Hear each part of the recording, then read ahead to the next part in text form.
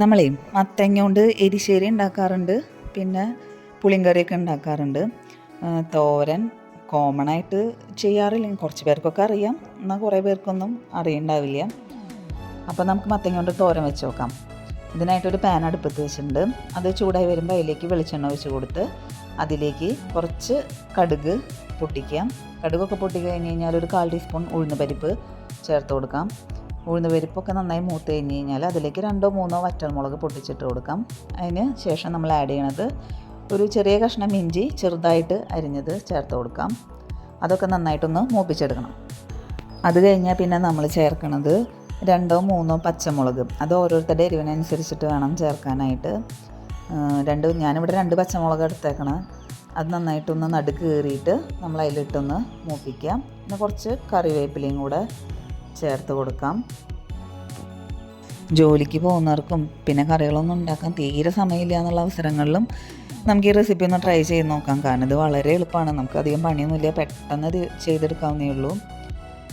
പിന്നെ മത്തങ്ങയ്ക്ക് ചെറിയൊരു മധുരമുള്ള കാരണം ഇത് കുട്ടികൾക്ക് എന്തായാലും ഇഷ്ടപ്പെടും.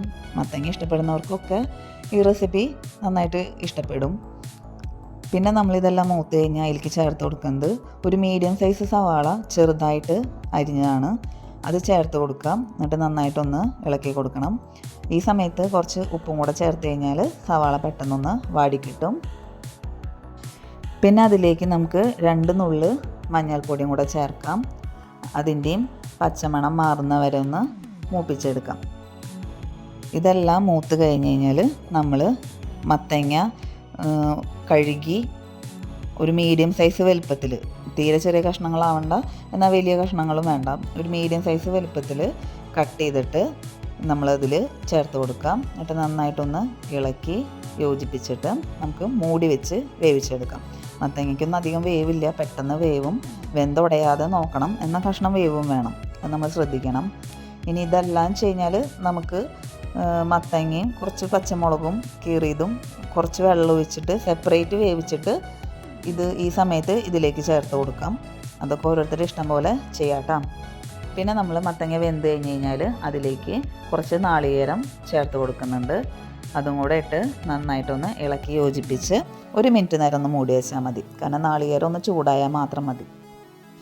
പിന്നെയാണ് ഇതിൻ്റെ ടേസ്റ്റ് കൂടുന്ന സീക്രട്ട് ഇൻഗ്രീഡിയൻറ്റ് നമ്മൾ ചേർക്കുന്നത്. അത് വേറെ ഒന്നുമില്ല, നമ്മളൊരു 1/4 ടീസ്പൂൺ തൊട്ട് 1/2 ടീസ്പൂൺ വരെ നെയ്യ് ഒഴിച്ച് കൊടുക്കുന്നുണ്ട്.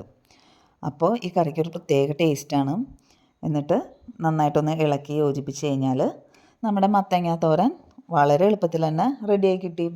ഇത്രയേ ഉള്ളൂ. അപ്പോൾ എല്ലാവരും ഇതൊന്ന് ചെയ്ത് നോക്കാം. എന്നിട്ട് നിങ്ങളുടെ കമൻറ്റുകളൊന്ന് പറയണം കേട്ടോ. അപ്പോൾ വീഡിയോ ഇഷ്ടമായാൽ എല്ലാവരും ലൈക്ക് ചെയ്യുക, ഷെയർ ചെയ്യുക, കമൻറ്റ് ചെയ്യുക, സബ്സ്ക്രൈബ് ചെയ്യുക. നമുക്ക് വീണ്ടും അടുത്ത വീഡിയോയിൽ കാണാം. Thank you.